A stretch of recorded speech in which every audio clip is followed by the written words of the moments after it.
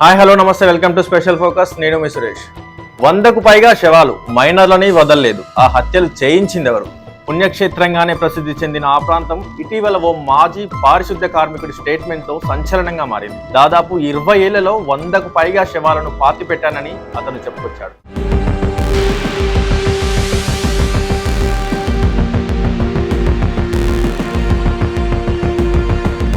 కర్ణాటకలోని దక్షిణ కన్నడ జిల్లాలో ప్రముఖ పుణ్యక్షేత్రం ధర్మస్థలలో అనేక దారుణాలు చోటు చేసుకుంటున్నట్టు ఒక దళిత పారిశుద్ధ్య కార్మికుడు చేసిన ఫిర్యాదు సంచలనం రేపుతుందట. ఒకటి కాదు, రెండు కాదు, దాదాపు 20 ఏళ్ల పాటు తాను అనేక మంది బాలికలు, మహిళల మృతదేహాలను ఇక్కడి మంజునాథ ఆలయ వర్గాల ఒత్తిడితో పాతిపెట్టేవాడినని, అందులో ఎక్కువ శవాలు లైంగిక దాడికి, హత్యకు గురైనట్టుగా కనిపించేవని అతడు తన ఫిర్యాదులో పేర్కొన్నాడు. ఈ ఫిర్యాదుపై కేసు నమోదు చేసుకున్న పోలీసులు దర్యాప్తు చేస్తున్నారు.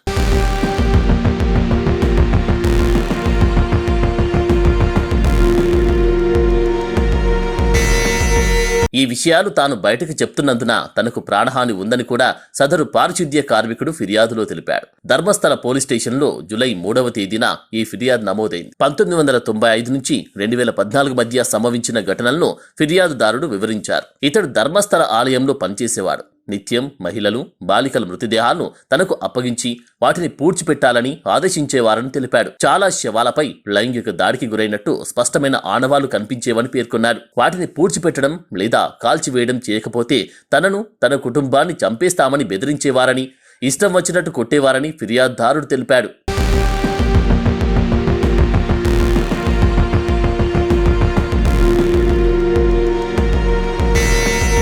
దక్షిణ కన్నడ జిల్లాలోని ధర్మస్థల మంజునాథుడి ఆలయానికి ప్రసిద్ధి. ఇక్కడికి ఏటా లక్షల మంది భక్తులు వస్తుంటారు. ఈ ఆలయాన్ని ఈ ప్రాంతంలో మతపరంగా, రాజకీయంగా, సామాజికంగా అత్యంత పలుకుబడి ఉన్న హెగ్గడే కుటుంబం నిర్వహిస్తున్నది. నేను ఒక తక్కువవాదిగా భావించే కులంలో పుట్టాను. ధర్మస్థల ఆలయంలో పారిశుద్ధ్య కార్మికుడిగా 1995 నుంచి 2014 డిసెంబర్ వరకు పనిచేశాను.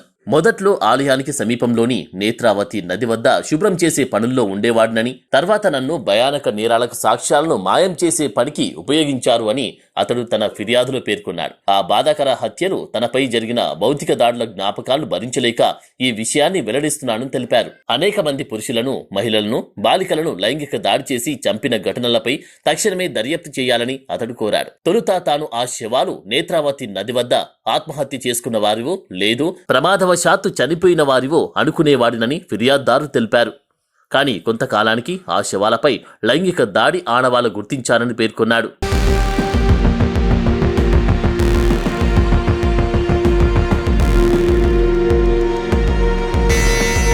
వాటిలో ఎక్కువ మృతదేహాలు దుస్తులు లేకుండా లేదా లోదుస్తులు లేకుండా ఉండేవి. కొన్నిటిపై భౌతిక దాడి, లైంగిక దాడి జరిగిన ఆనవాళ్లు ఉండేవి. గాయాలు, గొంతు నిలిమిన ఆనవాళ్లు ఉండేవి అని పేర్కొన్నాడు. తాను మొదట్లో ఇటువంటి శవాలను దహనం చేసేందుకు తిరస్కరించగా తనను తీవ్రంగా కొట్టారని, తనను, తన కుటుంబాన్ని అంతం చేస్తామని బెదిరించారని తెలిపాడు. 2010 నాటి ఒక సందర్భాన్ని ప్రస్తావించిన ఫిర్యాదుదారుడు, పెట్రోల్ పంప్ నుంచి 500 మీటర్ల దూరానికి నన్ను సూపర్వైజర్లు పంపారు. అక్కడ ఒక బాలిక శవం ఉన్నది. మహా అయితే 12-15 ఏళ్లు ఉంటాయి.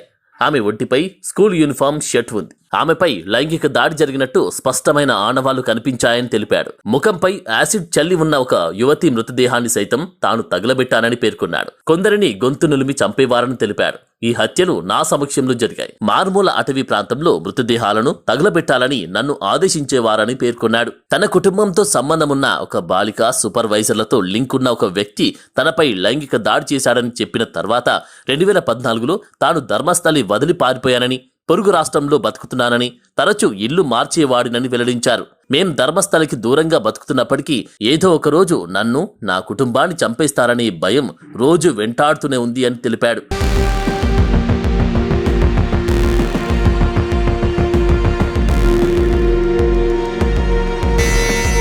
నేను చెప్పే కొందరు వ్యక్తులు చాలా బలమైన వారు. వాళ్ళను వ్యతిరేకించే వాళ్ళను అంతం చేసే ప్రవృత్తి కలిగిన వారని పేర్కొన్నారు. సాక్షుల రక్షణ పథకం 2018 ప్రకారం తనకు, తన కుటుంబానికి పూర్తి రక్షణ కల్పిస్తే వారి పేర్లను బయటపెడతానని చెప్పాడు. పోలీసుల సమక్షంలో తాను వెలికితీసే శవాలకు తగిన పద్ధతిలో అంత్యక్రియలు చేయకపోతే వాటి ఆత్మలు శాంతించవని, తనను కూడా అపరాధ భావం వెంటాడుతుందని పేర్కొన్నాడు. చట్టానికి అనుగుణంగా ఈ కేసులో దర్యాప్తు చేస్తున్నామని పోలీసులు తెలిపారు. షేర్ చేయండి, లైక్ చేయండి, సబ్స్క్రైబ్ చేయండి.